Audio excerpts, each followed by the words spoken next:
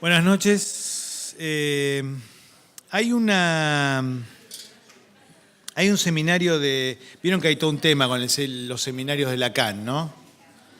Porque hay una versión oficial de los seminarios de Lacan y una versión extraoficial de los seminarios de Lacan. Pero hay uno muy interesante, que es el número 15, que se llama el acto analítico.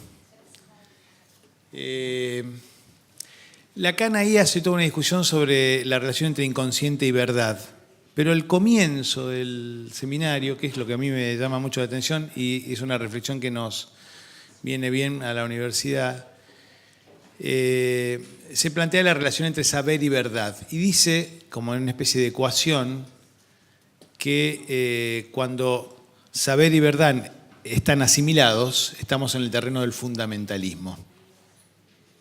Y cuando no tienen nada que ver, estamos en la universidad. O sea, la universidad sería, en esa provocación lacaniana, una especie de espacio que alberga lo que llamaríamos un saber sin consecuencias.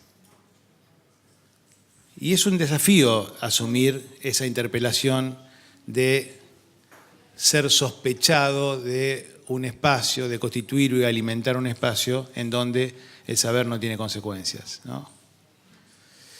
Esta universidad, la Universidad Nacional de San Martín, esta universidad del conurbano bonaerense, yo creo que sin haber pasado por esas páginas del seminario 15 del acto analítico de Lacan, creo que se planteó desde el comienzo impugnar esa naturalidad de constituir un espacio en donde el saber puede ser un saber que no tiene ninguna consecuencia, ¿no?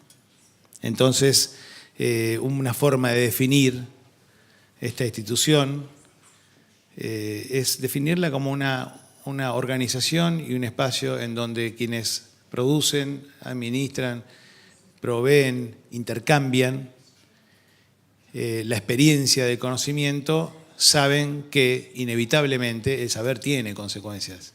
Entonces solo si podemos plantearnos una relación de tensión entre saber y verdad es que podemos estar en un terreno productivo para una institución pública como esta. Por eso, hace unos años, cuando tuvimos oportunidad de escuchar la clase que el profesor John Coetzee dio en ocasión de recibir el doctorado honoris causa, nos encontramos con un académico que ya en ese texto mostraba tener una preocupación por esa relación entre saber y verdad, y allí nació esto que llamamos la cátedra John Coetzee. Yo simplemente, Literaturas del Sur, simplemente les traigo el saludo del rector de la universidad, que ya estuvo por la tarde con John. Les digo básicamente que lo que vamos a hacer hoy es la séptima edición de esta cátedra, que en este caso se va a llamar Diálogo de escritores Sur-Sur, Australia, Argentina y Sudáfrica, que nuestros invitados aquí presentes son Pedro Mairal, Fabián Martínez Siccardi y Mariana Dimópulos, y que vamos a tener además dos breves intervenciones grabadas por dos profesores invitados a esta cátedra en otro evento, que son Nicholas Jones y Antjie Krog. Este ciclo o esta edición de la cátedra viene acompañada por otros eventos que desarrollamos conjuntamente con nuestro socio querido o nuestra socia querida de estos años, que es el Museo de Arte Latinoamericano, el Malva. Te agradezco, Soledad Constantini, que estés acá. Hacemos el 30 de abril, les paso el aviso, a las 6 de la tarde en el Malva se estrena el documental Aquí y Ahora, de Teresa Constantini, que es sobre el vínculo Oster-Coetzee. Y el 1 de mayo, a las 6 de la tarde, en la Feria del Libro, se presenta de Lilo de Ariadna, 7 cuentos morales, el último texto de esa colección editado aquí en la Argentina. Y agradezco entonces, obviamente, a las autoridades del Malva, a Soledad, del área de literatura del Malva, a la Embajada de Australia y, en particular, a unos alumnos que están ahí, que trajo la profesora de la UNSAM y directora de la NYU aquí. Agradezco a la Universidad de Nueva York por la colaboración y por invitar a sus estudiantes aquí. Creo que nada más y los dejo con Ana, que va a presentar a los participantes. Muchas gracias.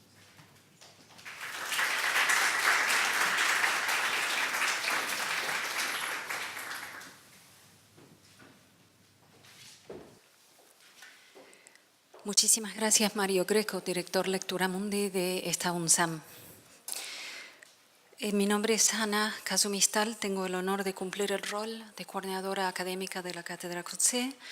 Tengo en este momento unos minutitos, les pido, para presentar las biografías de quienes van a aportar a esta actividad esta noche. John Maxwell Coetzee nació en Sudáfrica, se formó en la Universidad de Ciudad del Cabo, donde estudió literatura y matemáticas, y en la Universidad de Texas, Austin, donde recibió su título de doctor en 1968. Durante su larga carrera académica, ha sido docente en las universidades de Ciudad del Cabo y Chicago, así como profesor visitante en las universidades de Harvard, Johns Hopkins y Stanford. Ha publicado 13 obras de ficción, además de memorias, críticas literarias y traducciones. Ha sido premiado con el Booker Prize 2 veces y el Premio Nobel de Literatura en 2003, entre otros galardones. Vive en Adelaide, en Australia Meridional. En 2014 fue destacado con el título de doctor honoris causa por la UNSAM, donde desde 2015 dirige la cátedra que lleva su nombre. De los otros internacionales que se verán en grabaciones, Nicholas Joss es novelista, ensayista y dramaturgo australiano. Entre sus 13 libros se destacan los títulos Avenue of Eternal Peace, nominado al premio Miles Franklin, The Custodians, nominado al premio Commonwealth, y Original Face, publicado en 2015 en español por la editorial UNSAM Edita con el título Rostro Original. También ha escrito colecciones de cuentos y la compilación de ensayos Chinese Whispers. Es docente de la Universidad de Western Sydney, la Universidad de Bath Spa y la Universidad de Adelaide. Antjie Krog es poeta, escritora y académica surafricana. Publicó su primer libro de poesía, Dochter van Jefta, hija de Jefta, a los 17 años. Desde entonces ha publicado numerosas obras de poemas y ficción en afrikaans y en inglés. Ha sido galardonada en varias ocasiones, entre ellas con el premio de la Fundación Cultural de Hiroshima 2000 y el del Instituto de Traductores Surafricanos en 2003. Comenzó su carrera profesional como periodista. Cubrió durante 2 años el trabajo de la Comisión de Verdad y Reconciliación en Sudáfrica, organismo creado por el gobierno que buscaba alcanzar la justicia restaurativa después del fin del régimen del apartheid. Su libro más conocido, Country of My Skull, es el resultado de dicho trabajo. En 2016 fue publicado por UNSAM Edita en español con el título País de mi calavera. De los colegas escritores argentinos aquí presentes, también los presento. Mariana Dimópulos. Nació en Buenos Aires en 1973, escritora y traductora. Como narradora publicó las novelas Anís, Cada despedida y Pendiente, además de cuentos en diversas antologías y revistas. Ha editado y traducido a Walter Benjamin y a Theodor Adorno, y cuenta entre sus traducciones a autores como Robert Musil, Caroline Emke y John M. Coetzee. Entre otros, es autora del libro de ensayo Carrusel Benjamín del 2017, ha dictado seminarios de posgrado y de grado en la Facultad de Filosofía y Letras de la Universidad de Buenos Aires. Colabora con medios gráficos argentinos y revistas especializadas. Pedro Mairal. Nació en Buenos Aires en 1970. Su novela Una noche con Sabrina Love recibió el premio Clarín en 1998. y fue llevada al cine. Publicó además las novelas El año del desierto y Salvatierra, el volumen de cuentos Hoy temprano y los libros de poesía Tigre, como Los pájaros, Consumidor final y Porno sonetos. Ha sido traducido a más de 11 idiomas. En 2007 fue incluido por el jurado de Bogotá 39 entre los mejores escritores jóvenes latinoamericanos. En 2011 condujo el programa de televisión sobre libros impreso en Argentina. En 2013 publicó El Gran Surubí, una novela en sonetos, y El Equilibrio, una recopilación de las columnas que escribió durante 5 años para el seminario Perfil. Sus artículos y crónicas están publicados en Maniobras de Evasión. En 2016 publicó la novela La Uruguaya. Fabián Martínez Siccardi. Es natural del sur de la Patagonia argentina, además de cuentos cortos, por los que obtuvo diferentes premios en España. Publicó las novelas Patagonia Iluminada, Bestias afuera, que ganó el premio Clarín 2013, y Pérdidas en la noche.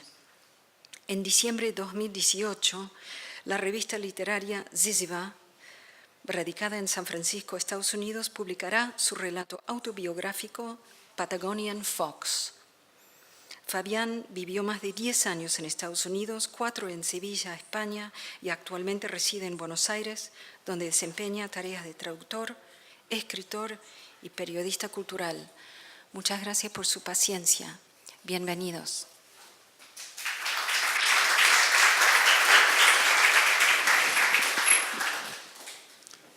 Gracias, Ana. Buenas noches. Gracias a todos por venir a más nueva de nuestros diálogos Sur-Sur. Permítanme agradecer al presidente de la universidad por su renovado apoyo a la cátedra que ocupo. Gracias también a Anna Kazumi Sthal por su consejo y apoyo, y a Frida Hessel por organizar este evento de manera tan eficiente. Finalmente, gracias a mis 3 amigos y colegas por aceptar unirse a mí en este diálogo. De acuerdo, nuestra agenda. 1. Voy a presentar en inglés nuestro intercambio. 2.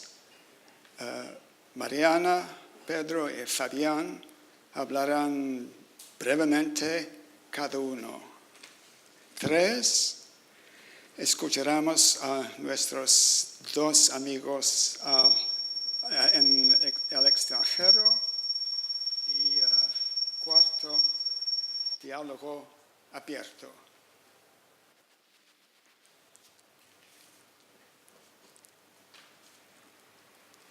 Since the year 2015, I've had the privilege of occupying a personal cátedra at the Universidad San Martín. The goals of the chair have been mine to define, and I've chosen to dedicate my efforts to bringing together 3 literatures of the Southern Hemisphere, literatures that may be far apart from each other in location and in language, but that belong together in the kind of history that lies behind and beneath them, and in the relation they have to the land. I refer to the vast literature of Latin America, more specifically of Argentina, and to the less vast but still considerable literatures of Southern Africa and Australia. During my visits to UNSAM in the years 2015 and 2016, I came accompanied by writer colleagues from Southern Africa and Australia who offered courses in their respective literatures, These courses were attended by UNSAM students, but also by students from other universities in Argentina and elsewhere in Latin America. In the year 2017, I initiated 2 conferences here, the first on screenwriting in the lands of the South, the second on my own work as seen from Latin American perspectives. In organizing these various events, the collaboration of Professor Anna Kazumi Sthal has from the beginning been indispensable, and I wish to pay tribute to her professional expertise, her diplomatic skills, and her dedicated hard work. For the record, let me name the writers who have visited Buenos Aires as part of the program. From South Africa, Antjie Krog, Zoe Wickham, and Ivan Vladislavich. From Mozambique, Mia Couto. And from Australia, Gail Jones, Nicholas Joes, and Delia Faulkner, as well as the critic and publisher Ivor Indyk. The 2 screenwriters who visited us were Anna Maria Monticelli and Nick Drake, with backgrounds in the South African and Australian film industries, respectively. What have been the fruits of their visits?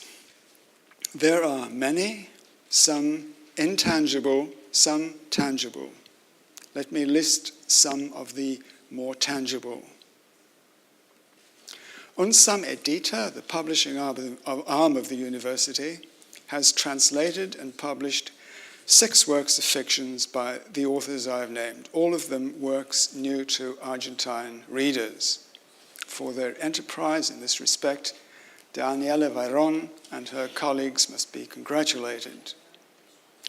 In the reverse direction, the Australian publishing house of Giramondo, led by Ivor Indyk, has initiated a series of translations of younger Argentine writers, beginning with Mariana Dimópulos and Marcelo Cohen. In collaboration with Australian colleagues, I have also been able to organize a series of residencies by Argentine writers funded from Australian sources. Last year, we were able to welcome Pedro Mairal on a 10-week residency, and Mariana Dimópulos will be visiting Australia later this year. My own overriding concern as holder of the Cátedra has been that practitioners and students of the 3 literatures should be able to meet and interact, and to do so without northern mediation. What does this mean, without northern mediation, and why do I think it is important? To explain, allow me to tell you a story. The story concerns the media rather than literature, but I believe its relevance will become clear. The story is invented, nevertheless, it is true. The story is set in a fictional African country, which I shall call Ashanti. One morning, the people of the capital of Ashanti are woken by the sound of tanks rumbling through the streets. They peer through the curtains and see armed soldiers. What is going on? Is the army seizing power? They switch on the television, hoping for news, but the television is broadcasting nothing but children's programs, and on the radio there is wall-to-wall music. Meanwhile, at the headquarters of the BBC in London and CNN in New York, lights are flashing. Rumors are coming through that in the obscure African country of Ashanti, the army is in the process of seizing power. The BBC contacts its Africa correspondent, whom I will call X, and tells her to get on a flight to Ashanti at once, along with a camera crew. By the next day, X is in place in Ashanti, transmitting her first report to London.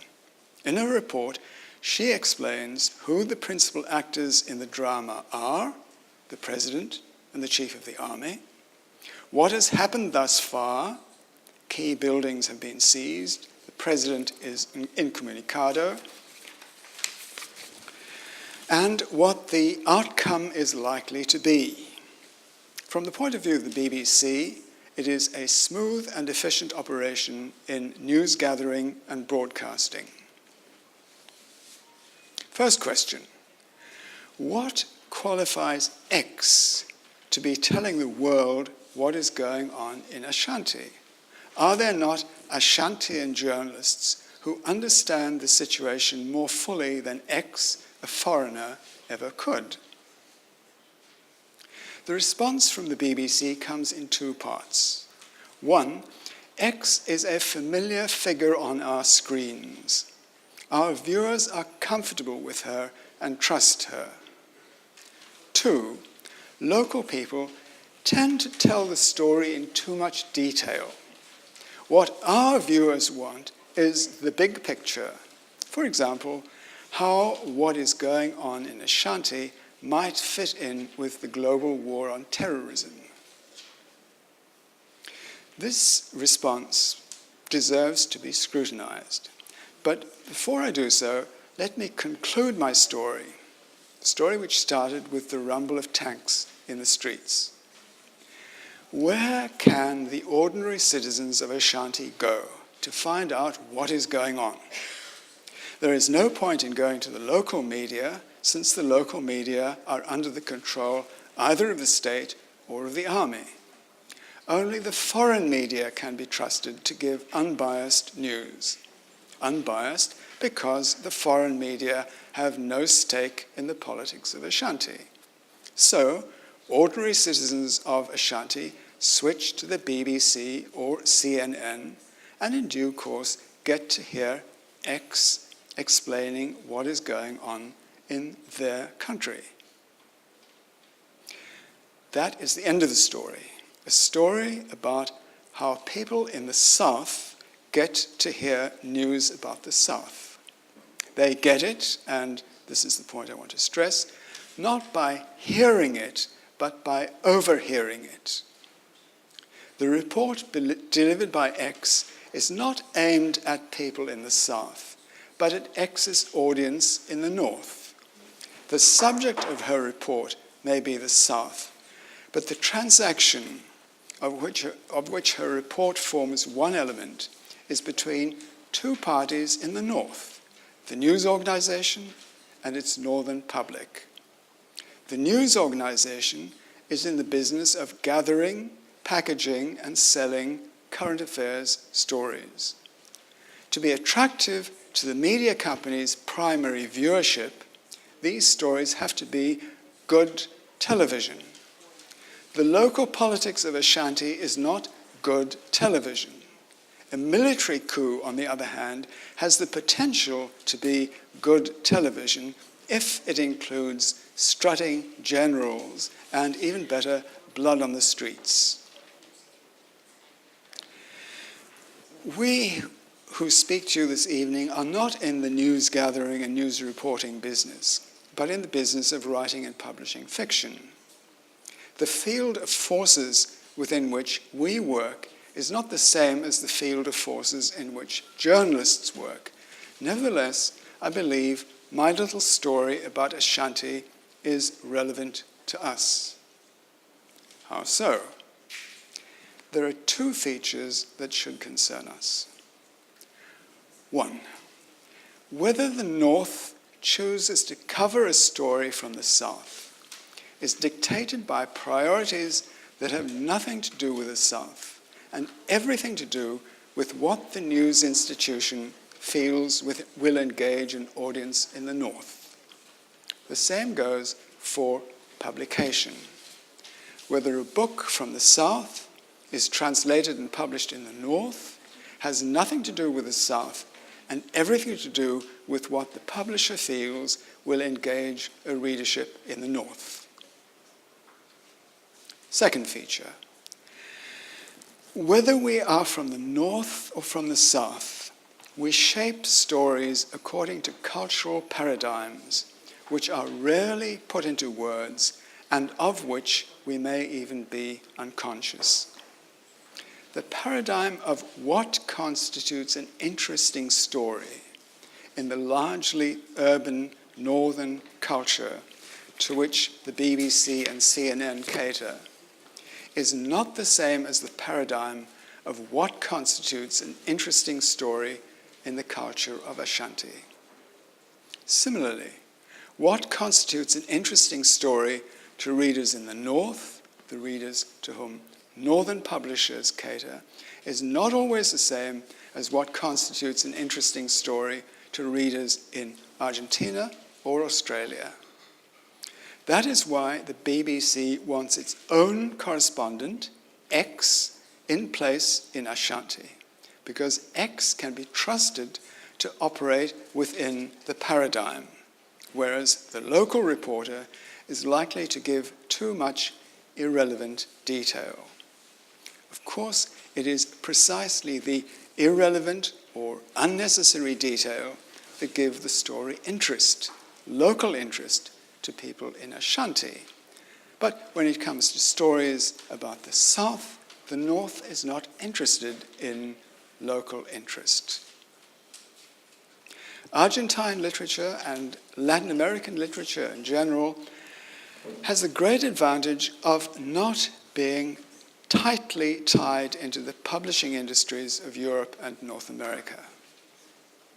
Like Argentina, Australia and South Africa have their own publishing industries. Nevertheless, in Australia or South Africa, the criterion of true success for a writer remains whether he or she is published and read in the North. London and New York remain the centers where reputations are made. You will be able to tell me to what extent the test for Argentine writers is whether they are translated and published abroad. For a writer from an Anglophone country like Australia or South Africa, it is hard not to be aware of the metropolitan reader from the North looking over her shoulder. There is an inner pressure to present a version of the local that is not encumbered with too much local detail, too much local idiom, that conforms to a metropolitan paradigm of what makes for a good story, that will pass gatekeepers of the North, the people who decide which writers from the South will be promoted all over the world and which will not. Which of the stories that the South tells itself about itself will be admitted into the repertoire of world literature and which will not. In both Australia and South Africa, there are plenty of writers who have become adept at reading the mind of the gatekeeper, who can fashion a literary product that has just a touch of the local, the exotic, because the moderately exotic is one of the things that attracts the northern reader, but a story that conforms to a northern paradigm of what constitutes a good story. The situation I describe is far more difficult for the filmmaker than for the novelist. If the filmmaker from the South wants to secure distribution in the North, he or she is under pressure to produce a version of the South that will engage audiences in the North. A bit exotic, but not too exotic. It will fit within northern stereotypes of what the countries and the societies of the South are like. I hope that my tenure of the Cátedra here has contributed in a small way to allowing Buenos Aires to speak to Sydney or Cape Town without passing through New York or London.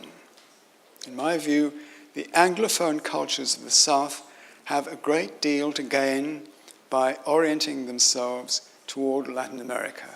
Whether Latin America has anything to learn from these Anglophone neighbors, I wait to hear from you, my colleagues. If you have been listening attentively, you will have noticed that I have not once used the word global. I have spoken of the literatures of the South, not of literatures of the global South, and there is a reason for this. To my way of thinking, the Southern Hemisphere is a real part of the world, a part of the world with a climate and flora and fauna of its own, indeed with more than just natural features in common, with strong commonalities of history and culture. The commonalities of history include long and complex histories of colonialism. The so-called global South, on the other hand, is a concept, an abstraction invented by social scientists. It is the negative other of the South, the site of absences, absence of wealth, absence of infrastructure, absence of communications. By emphasizing the real, tangible commonalities of the lands of the South, by hoping to bring their poets and thinkers a little closer together, I do my modest best to circumvent the North and thus resist Northern cultural hegemony. Thank you.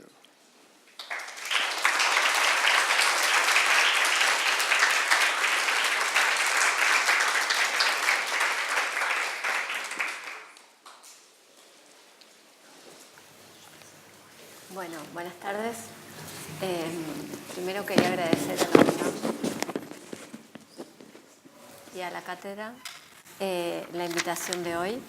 Y tenemos un ratito de tiempo ahora para discutir simplemente algunas cosas mencionadas por John. Y quisiera hacerlo tanto como... Quisiera centrarme en el concepto o en la idea de la mediación por la cual él empezó su exposición, no solamente como autora, que es como fue invitada, sino también como traductora y como lectora. En el siguiente sentido, creo que todos los que vivimos en este sur tenemos muy presente la idea de mediación del norte en nuestra formación. Perdón, ¿molesto?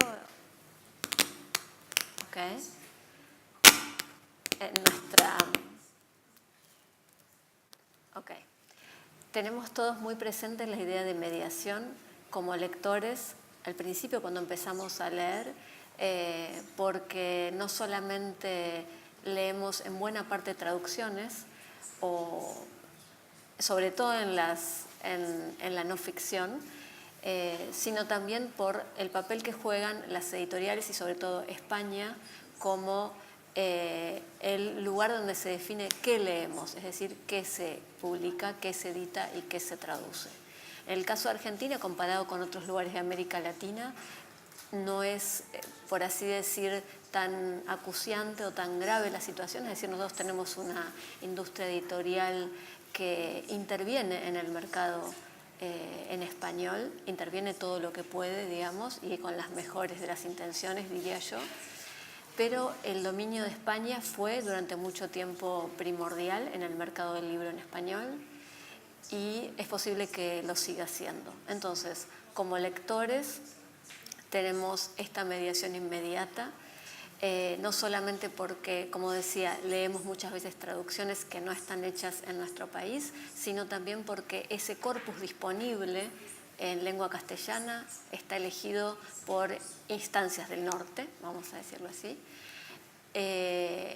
También como traductora me permito hacer una acotación acerca de la lengua castellana, así como John acaba de hablar sobre la importancia que tiene el inglés y qué inglés, leo yo en sus palabras, en qué inglés se escribe desde el sur hacia el norte, qué grado de exotización va a tener esa lengua. También nosotros, no solamente como escritores, en donde también existe esa idea mediando, ¿quién me va a leer afuera? para qué público soy entendible, cuál es el grado de exotización que voy a poner en mis textos, sino también me permito como traductora, hay toda una batalla, hay que decir así, una batalla por la lengua. Estoy citando a Marcelo Cohen, un escritor y traductor argentino que va a ser también traducido en Australia. Él tiene un texto muy interesante que se llama Nuevas batallas por la propiedad de la lengua. Propiedad en el doble sentido. ¿A quién le pertenece la lengua y qué es la lengua como corresponde, ¿sí? Cuando se habla con propiedad? Entonces, como traductora digo también hay, por así decir, una tensión de la mediación con el norte y vivimos en esa realidad.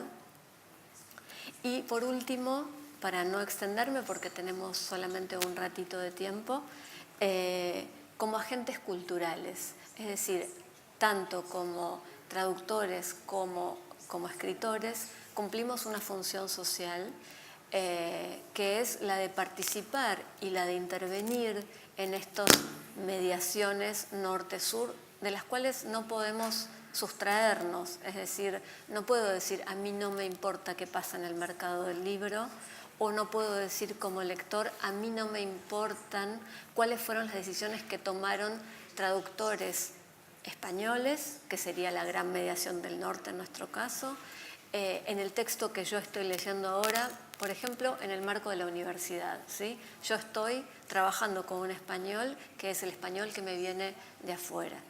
Es decir, que esta idea de la mediación que yo quise retomar acá muy brevemente se da en nuestro ámbito cultural de varias formas, y creo que nosotros como escritores, como traductores y como, si ustedes quieren, incluyendo a la comunidad universitaria como profesores o como académicos, tenemos que trabajar todo el tiempo sin olvidar esta idea de mediación. Sabemos que no se puede resolver en el sentido de quitarla del medio, pero si me permiten decirlo un poco retomando las palabras de Marcelo Cohen, sin olvidar que hay una batalla de por medio y que esa batalla la queremos dar. Gracias.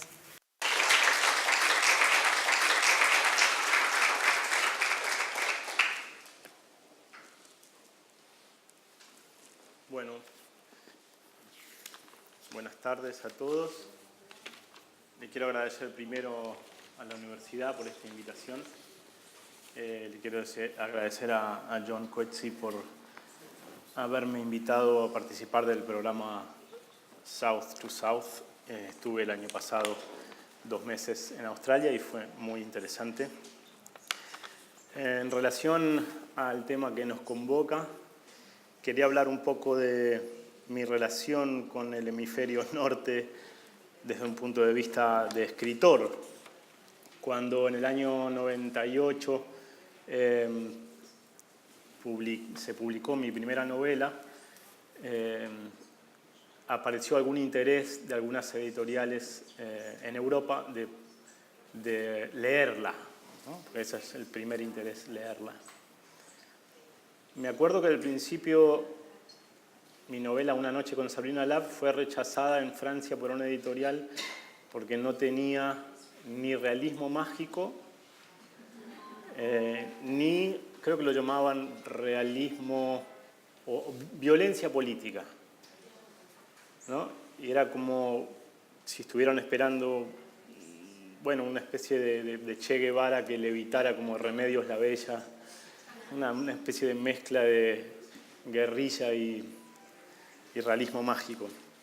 Después la novela se publicó cuando entendieron que no hay que leer, creo ya, a Latinoamérica desde esos lugares comunes. Otra cosa que me sucedió fue que, revisando la traducción al portugués de la novela, noté que había una escena que el chico ve en una película porno, ve una escena de sexo al costado de una pileta de esas mansiones californianas donde se filma porno. Y en la versión portuguesa estaban en el lavadero de la casa, porque lo tomaron como la pileta de lavar. Entonces, la palabra que yo podría haber puesto para que no se produjera esa confusión para el traductor era piscina. Ahí apareció esta pregunta, entonces. En mi próximo libro, ¿neutralizo el castellano? ¿Pongo piscina en vez de pileta? Para que no se equivoquen los traductores y para que me entiendan en todos lados. Y yo decidí que no, que yo iba a seguir poniendo la palabra que yo uso. Ese español neutro al que de alguna manera quiere tender el castellano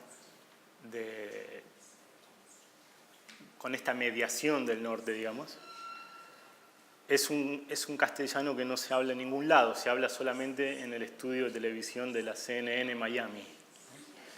Es un castellano que no existe y que no tiene vida, digamos. Yo entonces decidí que iba a escribir para los argentinos de mi tiempo, con todos los matices que eso implica. Entonces, si eso se entiende fuera de las fronteras de mi país y fuera de mi tiempo, fuera de mi época, bienvenido sea, pero no iba yo a modificar el lenguaje para ser entendido en más lugares. Me llevó mucho tiempo animarme a acercar mi escritura a la lengua hablada, a la fuerza que tiene el habla. Con esto no quiero decir vulgarizar la escritura, sino tratar de encontrar la fuerza que tiene la palabra hablada y volcarla en la literatura. Y si yo trato de neutralizar mi castellano, entonces mato esa fuerza por completo.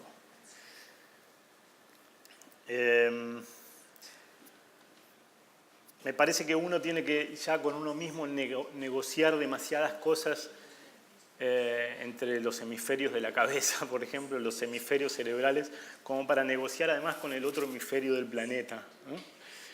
Hay demasiadas contradicciones adentro de uno, demasiado choque de culturas adentro de uno mismo, que uno está, por suerte, con la gran empatía de la literatura, resolviendo todo el tiempo.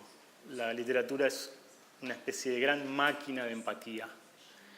Y creo que podemos salvar todas las distancias, pero creo que uno tiene que ser fiel a uno mismo, a su propia lengua, para poder transmitir algo, ¿no? Eso es lo primero que me gustaría decir. Gracias.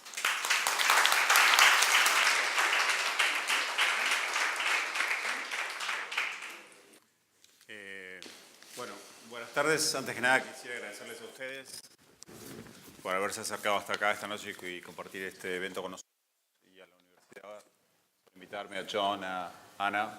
Es un placer para mí compartir también este debate con Mariana, Pedro y los que nos van a acompañar por video.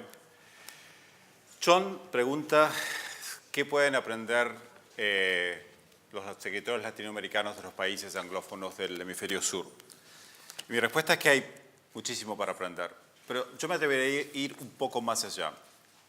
Yo creo que los intercambios que ocurren entre países del hemisferio sur, que han ocurrido principalmente en este espacio que ha abierto John, tienen una posibilidad que va más allá del conocimiento. Tienen la posibilidad de producir cambios paradigmáticos en la manera en que nos concebimos a nosotros mismos.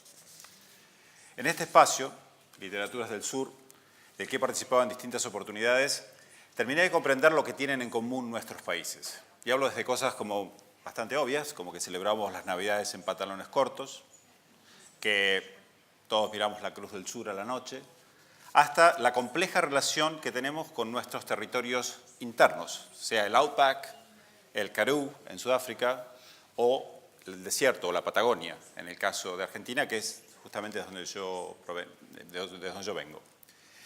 Y especialmente las relaciones que estos países tienen con sus pueblos originarios.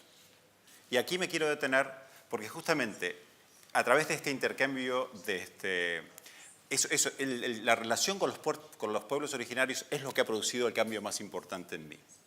Porque yo creo que justamente los intercambios entre países del hemisferio sur, con todos estos elementos equivalentes, tienen una capacidad, un potencial enorme para cuestionar nuestras narrativas nacionales o nacionalistas o nuestros relatos oficiales. En el caso de Argentina, y por ser patagónico, me refiero específicamente a las construcciones como Conquista del Desierto, la Argentina blanca europea, los mapuches chilenos, el último Tehuelche, aunque obviamente hay muchísimas otras. Estas construcciones de alguna manera nos hipnotizan a todos. Y a través de ellas, quien más, quien menos, todos vemos y medimos no solo la historia nacional, sino también los sucesos actuales. Les voy a contar entonces un poco cuál fue mi proceso personal. Para empezar, en estos intercambios sur-sur, me permitieron visualizar más claramente este efecto hipnótico de las narrativas nacionales al verlo en otros países equivalentes al mío. Voy a usar un ejemplo, por ejemplo, la novela Desgracia de John, que como puede ser cualquier otra novela, pero particularmente esta novela es una novela que para mí, como escritor argentino, presenta un entramado muy claro de abusos de hombres de distintas razas contra mujeres de distintas razas. Pero después, justamente, en los intercambios de este contexto, me entero de que en Sudáfrica no fue leído necesariamente por todos de la misma manera. Dependiendo de la alineación ideológica, verían una parte o verían otra. Y justamente ese es el poder que tienen las narrativas nacionales, es ocultarnos lo que están delante de nuestras narices. Por otra parte, en estos intercambios también aprendí cosas que cuestionaron directamente nuestras narrativas, o mi narrativa, o la narrativa con la que yo me crié, que será la que nos hemos creado casi todos los argentinos que estamos aquí. Entonces, ¿qué puedo preguntarme yo como argentino, por ejemplo, cuando leo que en los museos australianos hay salas enormes dedicadas al arte aborigen contemporáneo, de artistas aborígenes que están vivos y están produciendo arte hoy? En uno de los paneles que se hizo en este programa, escuché decir que los escritores aborígenes australianos se encuentran entre los más interesantes de la escena literaria de Australia, actual. ¿Qué me puedo preguntar yo como argentino, como escritor argentino, cuando escucho eso? Lo que sucede irremediablemente es que uno se mira hacia adentro y empieza a romper esa hipnosis, como si este intercambio entre países semejantes fuera como el chasquido de dedos que rompe el trance de una hipnosis, ¿no?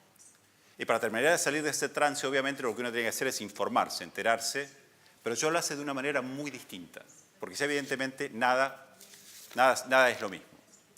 Y en estos años, motivado principalmente o casi exclusivamente por mis indagaciones sur-sur, se ha producido un giro de 180 grados en mi concepción de la historia argentina, en particular de la historia de la Patagonia, y eso ha modificado radicalmente la manera y lo que escribo principalmente. La conquista del desierto pasó a ser la invasión a un territorio extranjero, el despojo de un territorio que duplicaba el tamaño argentino original y que había estado habitado durante siglos por naciones tan o mejor avenidas que la joven ex colonia que los invade. Las naciones indígenas patagónicas tenían sus fronteras delineadas como cualquier nación y relaciones diplomáticas con sus vecinos más sofisticadas que las que tenía Argentina con los suyos. No olvidemos que la invasión a la Patagonia es contemporáneo con la guerra del Paraguay, lo que cuestiona quién era el salvaje y de qué lado estaba la barbarie.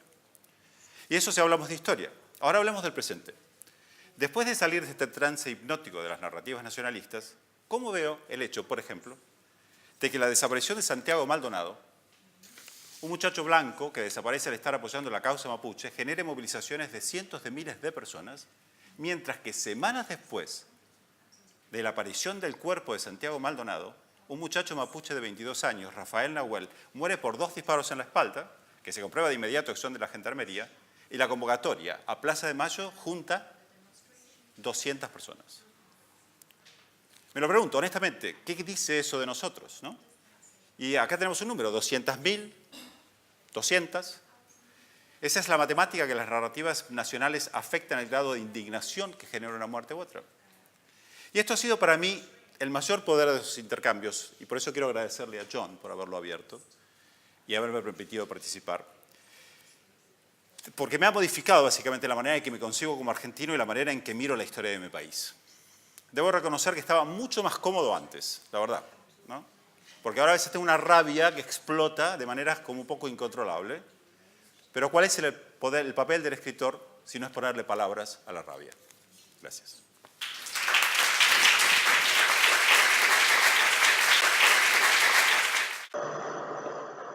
It's a pleasure to be with you in this virtual form today as part of the continuing conversation associated with the Cátedra Coetzee at Universidad Nacional de San Martín in Buenos Aires. And I send warm greetings to friends and colleagues there. I hope you can get past the distancing of this medium because I feel close to you all today. I want to feel close. I'm speaking to you from the University of Adelaide in South Australia. You might notice how that name indicates a double south, since Australia, from Latin australis, already designates a southern land. South Australia then refers to a southern part of that south. I don't know if that makes us especially south or excessively conscious of our location or just more aware of how anomalous such identifications can be. Further south from where I am, there is the Southern Ocean, and then another continent, Antarctica, where I have not been, and the South Pole, and then following the curve of the Earth further, northwards now, South America, Argentina, Buenos Aires, where you are. I can only imagine such travel in simplified terms, as in a map I saw recently on a walking trail on the coast south of Adelaide, where ancient geology is revealed. Australia formed a part of the giant supercontinent of Gondwana, which was positioned over the South Pole, the sign reads. An ice cap covered most of this landmass. The ice cap melted about, I can't read the figure on the sign, it has been scratched out, 270 million years ago. I discover that on all the signs along the walk, the number of years has been scratched out by a geologist who has a more accurate figure, by a creationist who does not believe in evolutionary duration, by a local kid who hates mathematics. The erasure casts into doubt the bigger picture provided by the map of Gondwana alongside, and reminds me what a stretch this southern thinking can be. More and more is being written about the global south, and other versions, abstract, expansive, theoretical, of what the south might mean. I'm interested in these ideas, and I participate in them through the discussions in this project. But the stronger realization for me has been the direct experiential encounter that has accompanied participation in the project.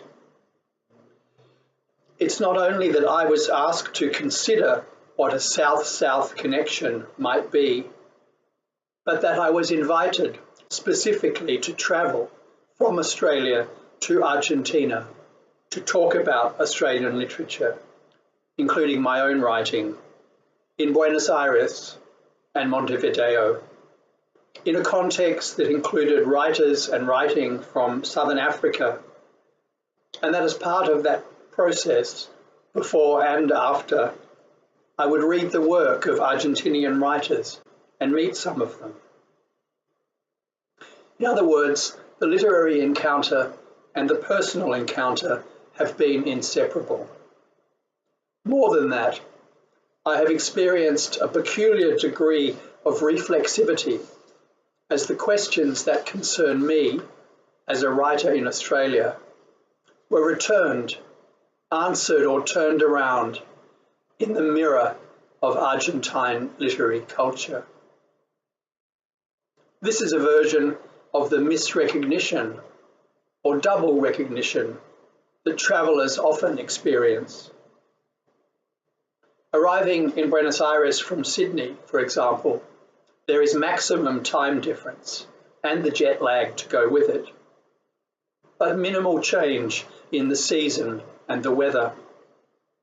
This is not a trivial point. When we travel to a new place, we look for what is the same and what is different.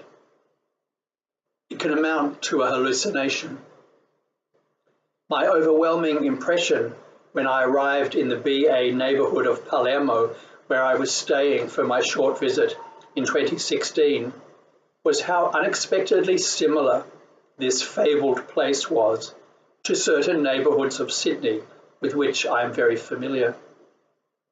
This is explicable in some respects. Both are harbour cities in the Southern Hemisphere that have grown into a common modernity. Yet the sense of recognition is more physical and more dreamlike. Walking by a sidewalk cafe in Palermo on my first afternoon, I see a man sitting with a cup of coffee, a book, and a cigarette. He is my publisher from Sydney, or his double. I know it is not him because the man is smoking, and that wouldn't happen in Australia. But in all other respects, there is identity. I tell my publisher this story. He later visits Buenos Aires and meets a man who is a publisher who looks quite like him. When they talk, it emerges that they may be distantly related. They share similar diasporic pathways to their respective parallel lives in their respective cities. I guess it was this man I saw in the Palermo cafe that first day. The South-South connection can include a chance encounter that produces a sense of affinity that is not, after all, separable from history and geography. The South of this project begins with meetings between contemporary writers and scholars who are located across as we meet in Buenos Aires. It continues as our work is read in relation to the location from which it emerges, and then the places to which it travels, including in translation, particularly across the South. This is a modest, open, but surprisingly unprecedented inquiry. If the global South, in literary terms, is offered as a corrective to North-centred ideas of world literature, this South-South project hopes to create something in the doing through cumulative engagement, through specific interactions. The crucial first steps have been taken by UNSAM in establishing the Literatures of the South seminar and the continuing work of the Cátedra Coetzee. Coetzee, that singular model of Southern latitudinal progression.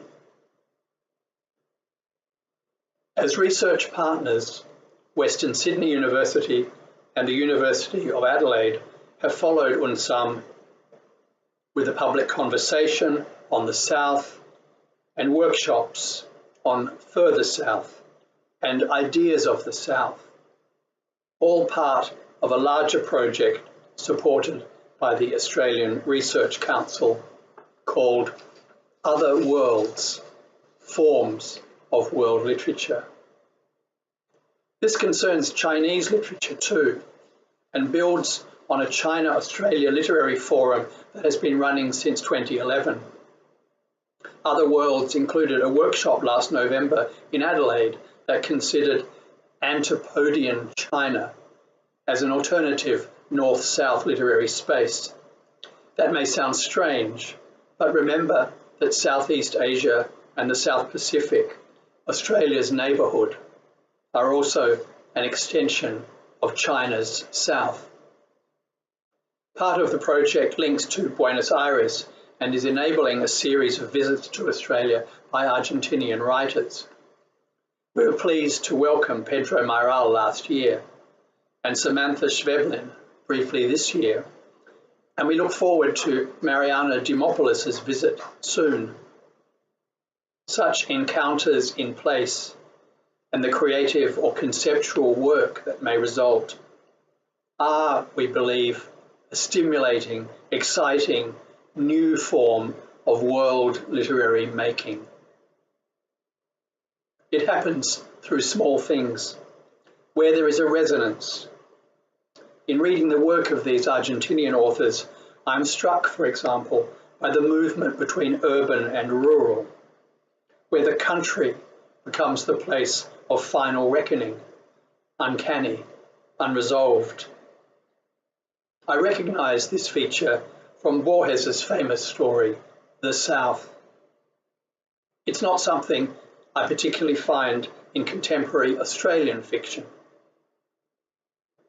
I note the strength of short fiction among these writers, to whom I would add Cesar Ira, sometimes translated into English by my colleague Chris Andrews at Western Sydney. I note how the presence of the past and what is unexplained or hidden finds concentrated literary form. This is different from Australia too, but I can relate to it. Mairal's river in Salvatierra stays with me as something that borders and beckons. There are no rivers like that in Australia. In Australia, there is a sense of a further, darker south. South of my day's circle, heart of my blood's country, to quote Australian poet Judith Wright. It's not south though, but out back, towards the centre and the deserts of the northwest. I overhear a casual exchange between Samantha Schweblin and my Adelaide colleague Sergio Holas about the Spanish word that is translated as suburb in English. In Australia, the suburbs exist between city and country, going on forever, and most people live there. What are called suburbs in English translations of Borges, for example, seem different. On the outskirts, leading somewhere, like the street of elemental earth, the earth of an as yet unconquered America, in his essay, A New Refutation of Time. Farther down the alleyway, already open to the Pampa, a double place, transitional. From this hint, I start to think differently. In Buenos Aires, I visit a university, an art museum, a parish church, and a prison. I have visited these places in Australia too, but my experience of these institutions as a guest, an outsider, makes me notice things as different and inspiring. This is what South African scholar Isabel Hofmeyr calls a spirit of non-alignment in the lower case, where the mutant and the emergent come into view, where forms are southern by degrees. What does all this rambling mean? Asks Pedro Mairal at the end of a piece he wrote in English and read in Adelaide last year. I realise English and Spanish are new in these continents, and we live every day with the ghost of a massacre that happened just a tall tree ago. Sorry for suddenly sermonising, but here at the end of this short walk, I arrive at one of the main things Argentina and Australia have in common. Right there, where I see empty plains with a few grazing animals, I'm sure there is a place full of lost, unwritten knowledge. If I manage to stay quiet for a while, and I unwind all the cultural anxiety, and I let my curiosity overgrow my ignorance, then I might listen. Thank you, Pedro. There's a resonance here, and I listen too, as curiosity replaces ignorance. We make a south-south connection. Thank you.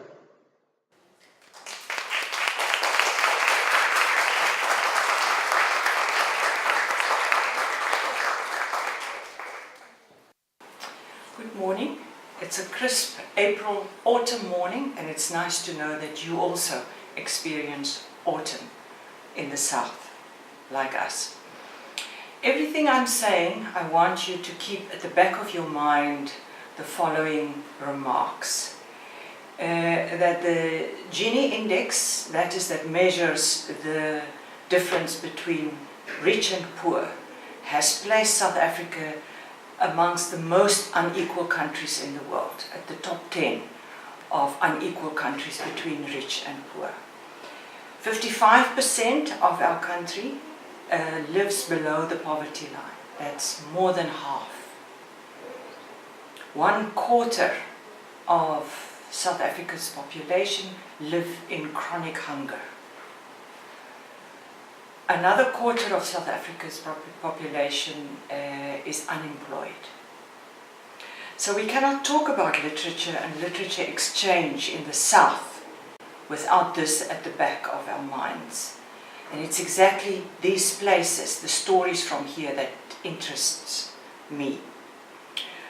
And this is also what makes us different from the North. Our history of being conquered and the consequences that we are still living with today. So let's talk about the South. I think we can agree that there's different Souths. Argentina is not like Brazil. Nigeria is not like India. India is not like Australia. Australia is not like South Africa.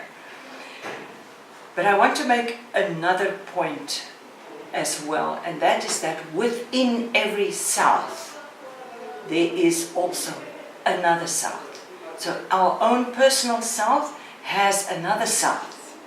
It does speak, it does talk, it does express itself, but we don't know where to look for it. We can't hear it. When we hear it, we don't know how to make sense of it. So what this means is that every South has different layers. So let's first talk about the top layer. The crust is what I would call it. The top layer in your and my country is formed by the settlers and those they privileged in whatever way.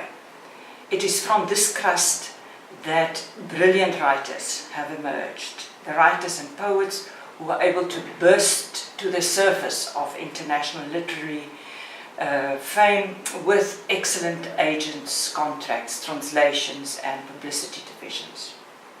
But what remains astonishing is that despite becoming an important artist in the colonial language, one is not guaranteed access to other Souths.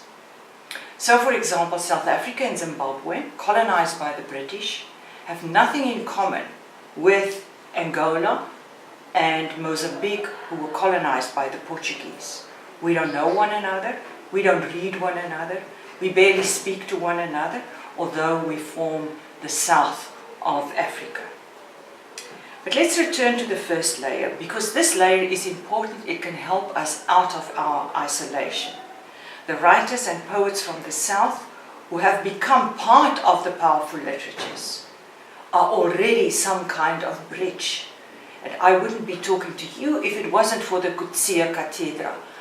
In other words, a world-renowned writer who brings other writers from the south to the south. So he formed a bridge. I think we should use these writers more effectively to build a bridge.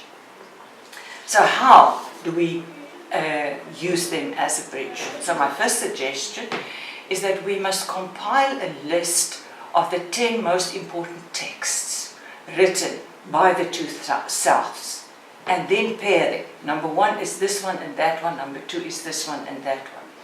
So of course it commits the crime of establishing a kind of canon, but these 10 books have probably already been translated and debates about should they be in the top 10, should this one be paired with that one, would already create an interesting debate. We must also then endeavour to have these books discussed, prescribed, have conferences about them, have festivals around them, have the writers, those who still live, and even films or documentaries of those who have died.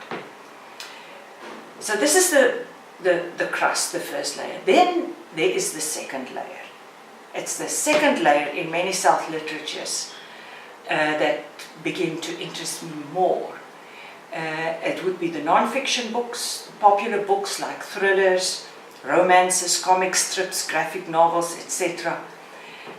So they don't appeal to the North because the history is too different, the sentiments are too different, but they would tremendously appeal to the South because our histories are so often the same, because we inculcate various indigenous cultures into these books, because we all battle corruption, poverty, and we engage from our own perspective with the theories and sentiments of the North.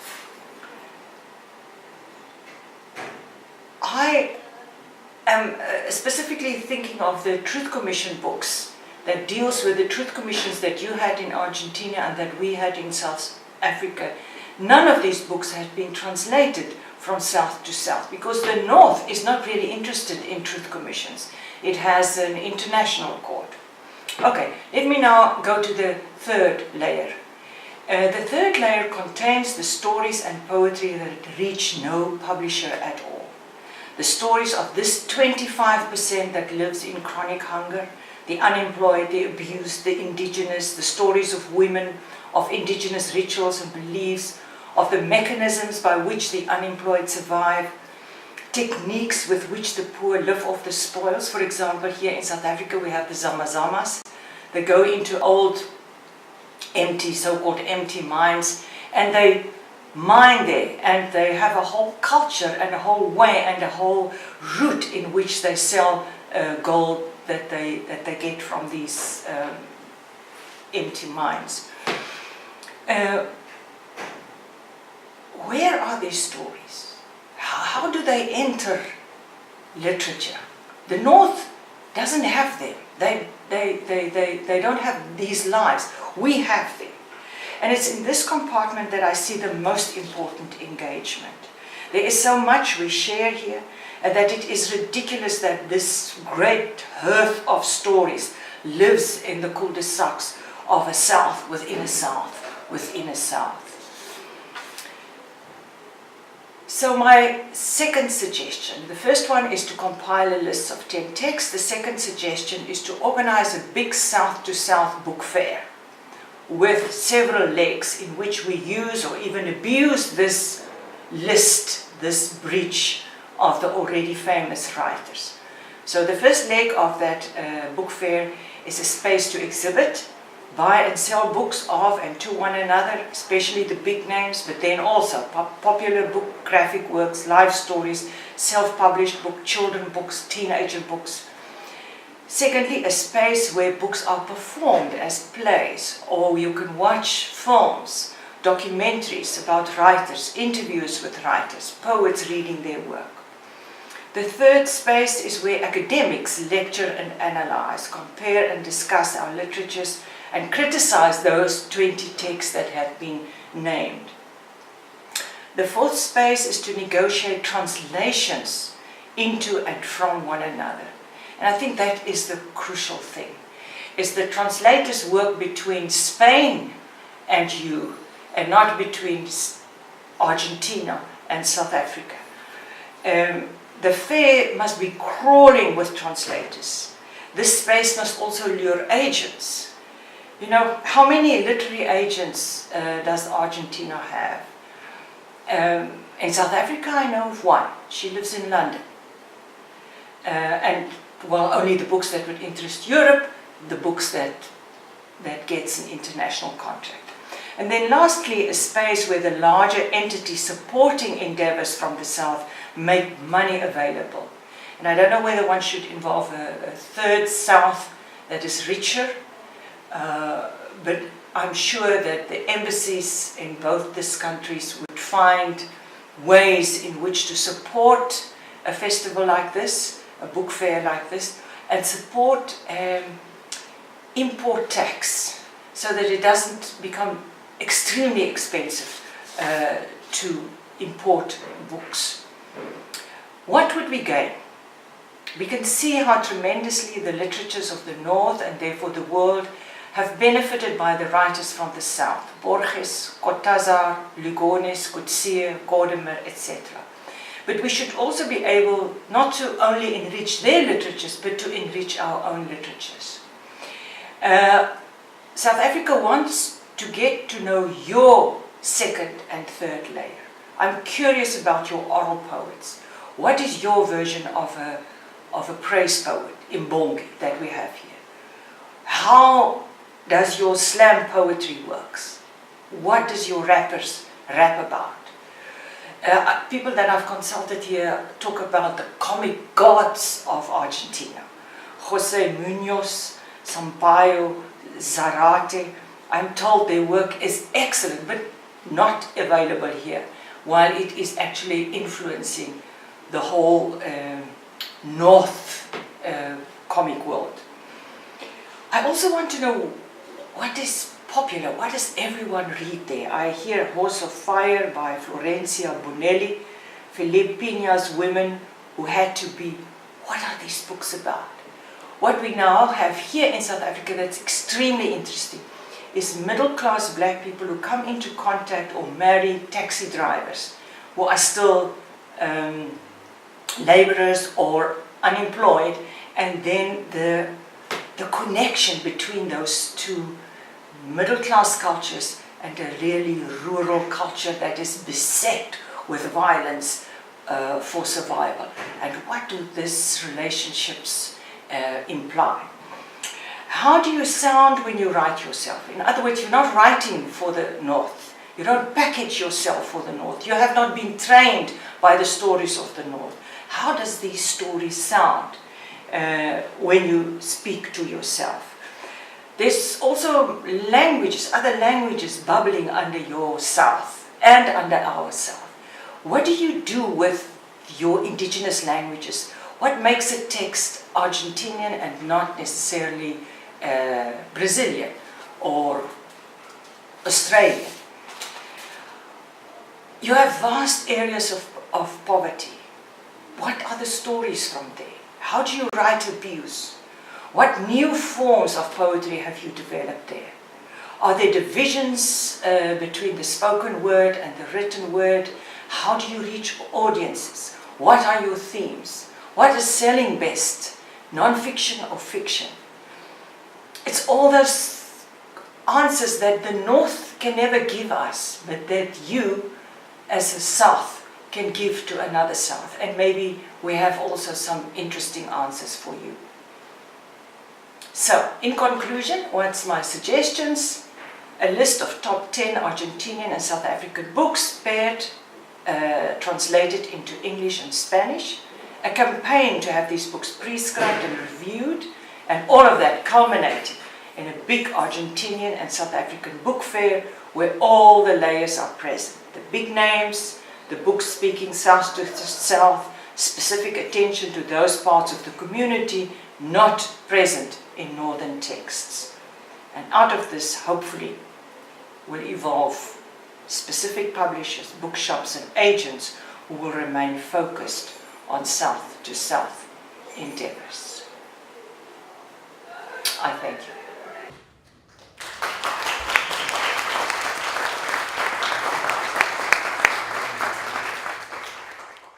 I found those to be two very rich interventions. And where shall we begin? Perhaps with the question that Antjie Krog raises towards the end of her session, where she says, what do we sound like when we are not addressing ourselves to the North? What do we sound like to ourselves? when we are not addressing ourselves to the north. I wonder whether anyone has a response.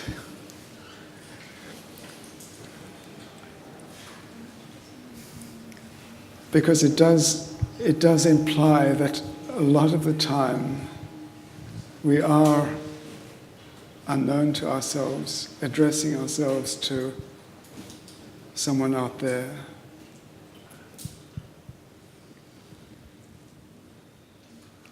Creo que en el caso de Argentina estoy pensando de vuelta en cómo circulan los libros en nuestro país, que se traduce hacia afuera y que se traduce hacia adentro. Y si me permiten pensarlo no como escritora, sino de vuelta como participante en general de la cultura del libro en Argentina, diría que cuando pensamos con la mediación del norte, pensamos muchas veces en la lengua teórica o filosófica que viene del norte. Y muchas veces en sus conceptos, para pensarnos a nosotros mismos, un poco lo que decía Fabián en su intervención. Y creo que es un desafío pensar nuestros problemas como país del sur sin la mirada y, digamos, sin el vocabulario o sin las ideas del norte. Creo que eso sí es un desafío para nosotros cuando tratamos de pensarnos a nosotros mismos, ¿sí? Lo que parece universal cuando está dicho por el norte, ¿sí?, no es exactamente universal y no se aplica a nosotros. Así que en ese sentido tenemos que aprender a decirnos con nuestras propias palabras. Eso es la reflexión.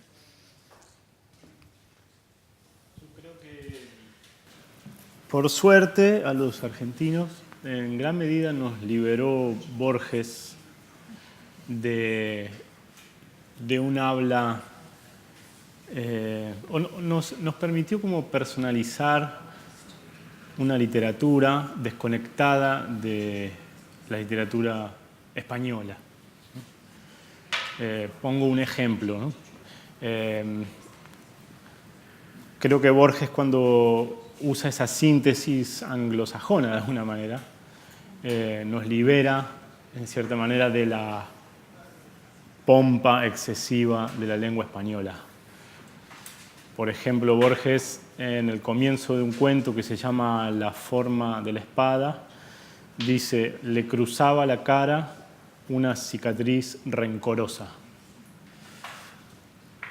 Ahí hay un adjetivo, ¿no? Es un adjetivo adornando, digamos, a esa cicatriz. Cicatriz rencorosa. Me parece que un español hubiera dicho, acá me van a odiar los españoles, pero hubiera dicho algo como: le cruzaba la cara una cicatriz que cada mañana cuando la veía frente al espejo le hacía recordar el rencor por aquel hombre que le hubiera herido.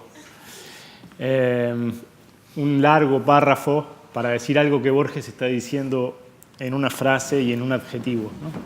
Me parece que Borges, en cierta manera, fue como un libertador de América, de la lengua. Nos liberó de una carga excesiva de ese castellano del hemisferio norte, ¿no? Y siempre hay que estarle agradecido por eso.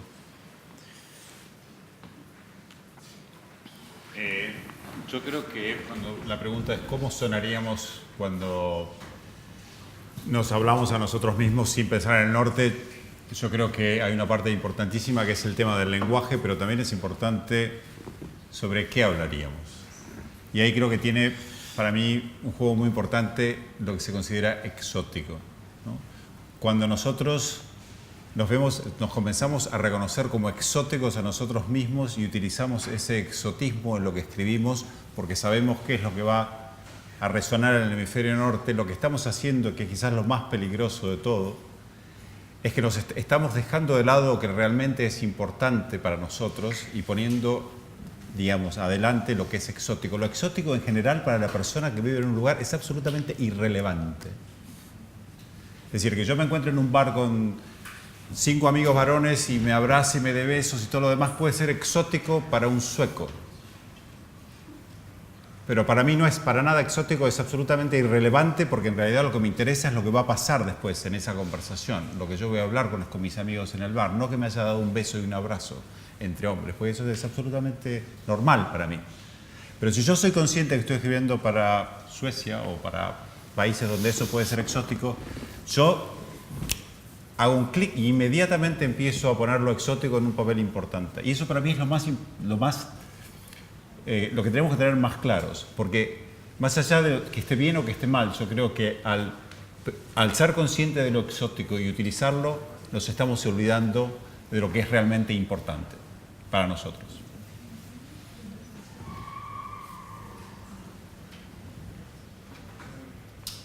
There was a locution that Antjie Krog used at the very beginning of her talk that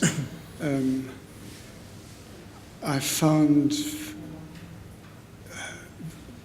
interesting because I think it was unconscious.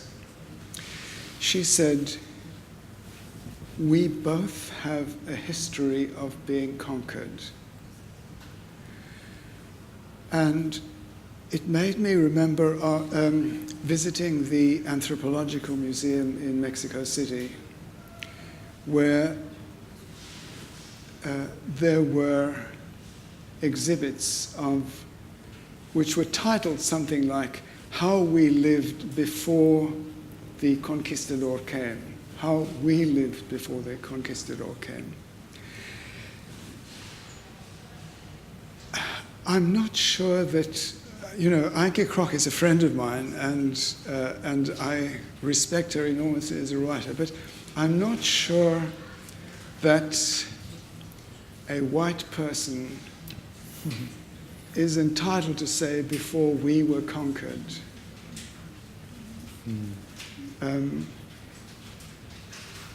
Perhaps Mexico has developed historically to a point where you can mount an exhibit in a museum in which you say, "This is who we were before we were conquered." But it hasn't yet happened in the case of South Africa, and I would be very interested to know how you feel as Argentine citizens and Argentine writers. Bueno, gracias por la pregunta. Tengo que hacer un camino alternativo acerca de mi persona para contestarla, y es que mi madre nació en España y mi padre, como bien muestra mi apellido, nació prácticamente en Grecia, así que soy hija de primera generación en Argentina, y creo que eso determinó mi cultura y mi forma de relacionarme con lo otro, digamos, en muchos sentidos, más allá del color de piel, por decir así, y que mi experiencia fue mucha más, personalmente estoy hablando, mi identidad se construyó mucho más sobre la inmigración y los padecimientos de la inmigración y menos sobre nuestra identidad como país. Eso lo aprendí en la escuela y en la universidad sobre todo, y creo que sí, esa conciencia de el nosotros comparado con la de México, yo como escritora y como hablante de la variedad dialectal rioplatense, la tuve que desarrollar con los años, y considero que estamos muy lejos de México en esa construcción de nosotros, digamos. Sí, coincido con Mariana, me parece que estamos muy lejos. Hay una frase bastante popular en la Argentina que dice: los mexicanos descienden de los aztecas, los peruanos descienden de los incas, los argentinos descendemos de los barcos, ¿no? Es una frase falsa, ¿no? que intenta blanquear o europeizar a toda la población. Es como una negación completa de la gente que había antes acá. Así que yo vería que ese nosotros inconsciente quiere ser mucho más blanco de lo que es en la Argentina, ¿no? Creo que estamos muy atrás todavía, comparándonos con México, por ejemplo, o con lo que hablaba Fabián de esta presencia de lo aborigen, del arte contemporáneo aborigen en Australia, en los museos, ¿no? Que personalmente lo vi. Hecho, por supuesto, con un poco de, no un poco, bastante culpa blanca, ¿no? De hecho, ellos mismos se reían de esa especie de culpa blanca, y había un cartel en el museo en Australia que decía "Let's be polite with Aboriginal art", ¿no? Seamos educados con el arte aborigen, ¿no? Seamos diplomáticos con el arte aborigen, ¿no? Es decir, hay un conflicto, pero está manifiesto en Australia, está puesto, hay un intento de reparar o de reencontrar algo. Yo no lo veo todavía eso acá. Somos también una suma de regiones, porque está lo que era el Imperio Incaico en el noroeste, los guaraníes en la zona de la Mesopotamia, y después los mapuches en el sur. O sea que no es una sola región aborigen, sino que son muchas, pero las veo completamente, no completamente, las veo muy borradas todavía en esa asunción de lo que es la identidad de un país.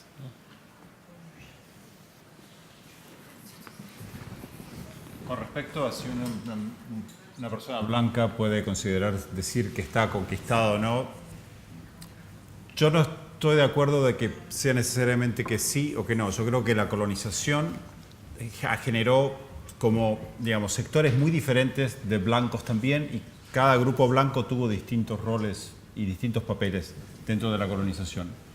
Mis bisabuelos en realidad llegaron a la Patagonia en 1910 como empleados rurales.